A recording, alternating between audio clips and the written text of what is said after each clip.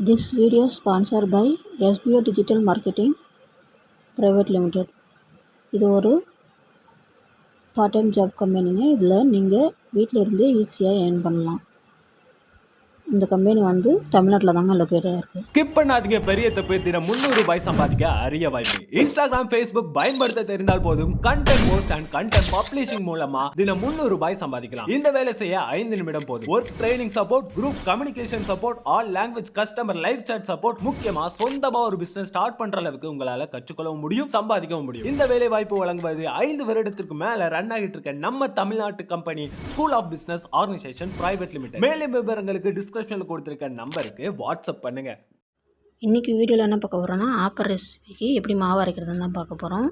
அப்புறம் ஆப்பம் எப்படி செஞ்சு சாப்பிட்லான்னா இந்த வீடியோவிலே காட்டிருக்கேன் பாருங்கள். அதுக்கு நான் 2 டம்ளர் அளவுக்கு வந்து பச்சரிசி எடுத்திருக்கேன். நீங்கள் எந்த பச்சரிசி வேணாலும் எடுத்துக்கலாம். 2 டம்ளர் பச்சரிசினா 1/4 டம்ளர் அளவுக்கு வந்து உளுந்து எடுத்துக்கணும். 1 ஸ்பூன் வெந்தயம். வெந்தயம் சேர்க்காமல் செஞ்சிங்கன்னா ஒயிட்டாக இருக்கும். ரொம்ப வெந்தயம் சேர்த்து செஞ்சிங்கன்னா கொஞ்சம் கலர் மாறும், அவ்வளோதான். நல்லா ப்ரௌனிஷாக வரதுக்காக நான் வெந்தயம் சேர்த்துருக்கேன். நல்லா இதை ஒரு 3 டைம் 4 டைம் நல்லா வாஷ் பண்ணிவிட்டு இது ஒரு 5 மணி நேரமாவது ஊற வச்சுடுங்க. நல்ல தண்ணியில் ஊற வச்சுடுங்க. ஏன்னா நம்ம மாவு அரைக்கும்போது இந்த தண்ணி சேர்த்து தான் அரைக்கணும். பாருங்கள், நல்லா கழுவிட்டேன். இப்போ பாருங்கள், தண்ணியுமே நல்லா கலர் மாறல பாருங்கள். இந்தளவுக்கு நல்லா கழுவி எடுத்துகிட்டு ஊற வச்சு எடுத்துக்கோங்க. நான் இப்போ ஒரு 5 மணி நேரம் ஊற வச்சு எடுத்தாச்சு. இப்போ நான் கிரைண்டரில் தான் அரைக்க போகிறேன். நீங்கள் மிக்சியில் வேணாலும் அரைச்சிக்கலாம். 1 டம்ளர் அளவுக்கு வந்து வடித்த சாதம் எடுத்துக்கோங்க. அப்புறம் 1/4 டம்ளர் அளவுக்கு வந்து தேங்காய் துருவல் எடுத்துக்கோங்க. இதோட நம்ம ஊற வச்ச பச்சரிசி உளுந்து இதையும் சேர்த்துக்கலாம். சேர்த்துட்டு நல்லா தண்ணி ஊற்றி நல்லா மையாக அரைச்சிடுங்க. தண்ணி சேர்க்கும்போது நம்ம உளுந்து ஊற வச்சோம்ல, அரிசி ஊற வச்சோம்ல, அந்த தண்ணியை சேர்த்துக்கோங்க. பாருங்கள், நல்லா மையாக அரைச்சி எடுத்துட்டேன். இப்போ வந்து இது ஒரு பவுலில் மாற்றிட்டு இதில் 1 ஸ்பூன் உப்பு, 1 ஸ்பூன் சர்க்கரை இதை சேர்த்துட்டு நல்லா கலந்து விட்டுக்கோங்க. இது நல்லா கெட்டியாக இருக்குது. கொஞ்சம் தண்ணி சேர்த்து நான் இப்போ வந்து அதை கலந்து வச்சுக்கிறேன். ஏன்னா அப்படின்னா தான் நல்லா உப்பி வருங்க. அதனால் மாவு புளிச்சு வரதுக்காக கொஞ்சம் தண்ணி சேர்த்துட்டேன். இப்போ வந்து பாருங்கள், நல்லாவே கொஞ்சம் தண்ணியாக தான் இருக்குது. இப்போ வந்து இதை அப்படியே ஒரு ஓவர் நைட் வந்து வச்சுடுங்க. அப்போ தான் நல்லா புளிச்சு வரும் மாவு. புளிக்கலைன்னா நான் திரும்பி கொஞ்சம் புளிக்க வச்சுட்டு நீங்கள் எடுத்துக்கோங்க. இது மூடி வச்சு 8 மணி நேரம் கழித்து நம்ம இப்போ பார்க்க போகிறோம். நான் வந்து நைட் ஃபுல்லாக வச்சுட்டேன். பாருங்கள், நல்லாவே மேலே எலும்பி வந்திருக்கு. இது இன்னுமே புளிச்சா நல்லாயிருக்கும். ஆனால் எங்கள் வீட்டில் வந்து இந்தளவுக்கு இருந்தாலே போதுங்க, அவங்க சாப்பிடுவாங்க. இன்னும் கொஞ்சம் தண்ணியாக தோசை மாவத்தோடு இன்னும் தண்ணியாக இருக்கணும். அதனால் இன்னும் கொஞ்சம் தண்ணி ஊற்றி நல்லா மிக்ஸ் பண்ணிக்கோங்க.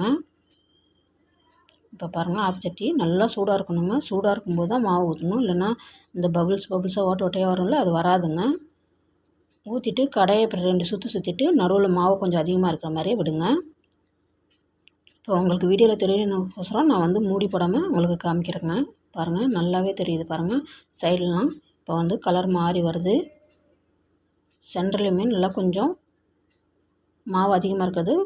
அந்த சைடில் ப்ரௌன் கலர் வர வரைக்கும் அது நல்லா வெந்து வந்துடுங்க. பாருங்கள், உங்களுக்கு மொறுமொறுன்னு வேணும்னா நீங்கள் நல்ல மாவை வந்து கொஞ்சம் தண்ணியாகவே எடுத்துக்கணுங்க. கொஞ்சம் தடிப்பாக இருந்தாலும் இட்லி மாவு பதத்தில் இருந்தால் நல்லா சாஃப்டாக வருங்க. ஆனால் மொறுமொறுன்னு சைட்லலாம் வராது. பாருங்கள், நல்லாவே ஆயிடுச்சு. நடுவுலுமே நல்லா வந்து வெந்து வந்துடுச்சு. உங்களுக்கு தெரியும் பார்த்தாலே. இப்போ வந்து நம்ம இதை எடுத்துடலாங்க. இதுக்கு எண்ணெய்லாம் தேவையில்லைங்க. நீங்கள் இரும்பு கடாய் யூஸ் பண்ணால் லைட்டாக எண்ணெய் விட்டுட்டு எடுத்துக்கோங்க. நான் நான்ஸ்டிக் யூஸ் பண்ணியிருக்கேன், அதனால் எனக்கு அப்படியே வருதுங்க. பாருங்கள், எவ்வளவோ ஓட்ட ஓட்டையாக இருக்குது பாருங்கள். இதுமாதிரி இருக்கணும் மாப்பணும்.